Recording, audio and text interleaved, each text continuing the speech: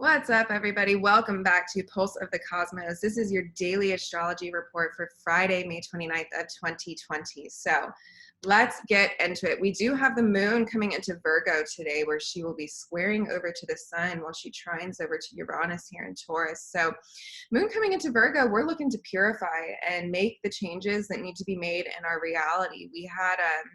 We had Mercury come through Gemini here with the sun. Venus can conjunct with the North Node. We have some insights, we have some truth, we have some facts, where now he's in Cancer.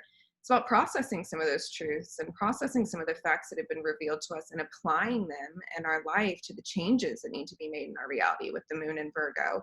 The changes that need to be made in simple things like our day-to-day routine and how we interact with others and our relations throughout the day, and bigger changes, what major shifts need to be made in your reality that you have not been confronting in your own life. The moon is going to be squaring over to the sun in Gemini. So this does bring up tensions. It can bring up, moments that challenge the structure of your day-to-day life, and it can make you a little bit more ready to pop off in a way. It's important to look at the tensions that come up, though, and seek to process them in a very pure way with the moon in Virgo, and seek to process them in not just a very pure way, but an intellectual way as well, that's not so emotionally attached, but looking at these tensions and seeing, hey, this is where I can shift. This is where I can change. This is the little piece that I can move in my reality to push me into a place of more alignment.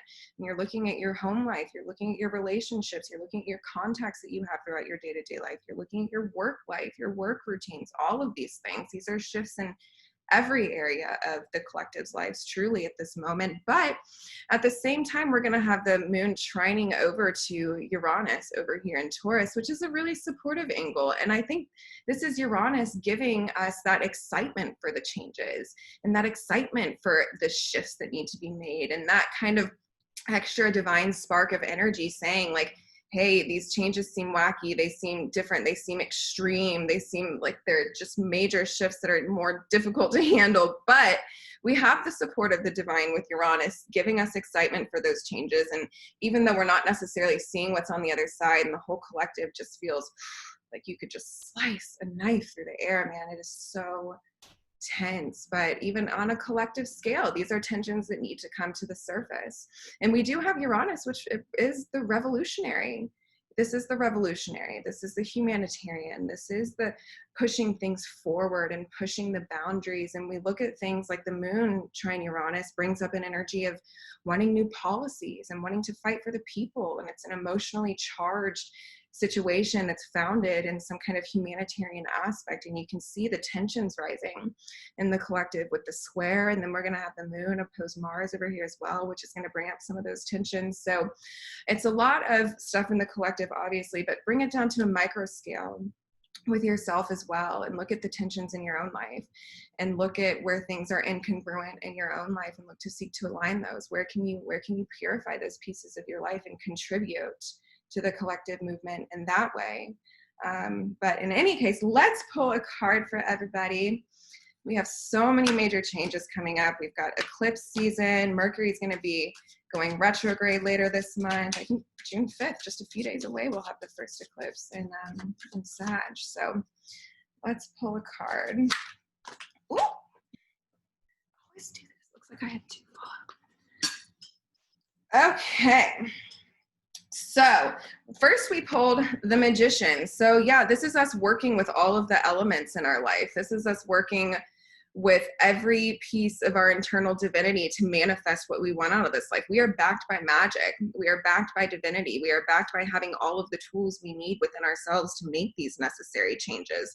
And it's going to take a break away from tradition for some of us. We got the Hierophant reverse. So we're going to be breaking away from some of our more traditional values to walk into this space of manifestation and magic, and having to see kind of the truth of maybe where some of our value sets have not been what we thought they were, have not been as aligned as we thought they were. It's going to be important with the Seven of Swords not to make hasty plans and not to necessarily just act on something purely out of emotion. We're going to need to plan things out a little bit. And I don't mean like have everything figured out, because how hard is that to do right now? But I mean, don't be coming from a space of irrationality where you think you've got it all together and you think you've got it all figured out, but you're leaving things behind. You've got the Two of Swords left behind here. So although this is a day where tensions are going to come up and we need to process them and we need to make shifts and we need to make changes, it's important to have the discernment of, okay, some of these changes, some of these things that are coming up are not things in alignment that I need to make changes for, and some of them are. So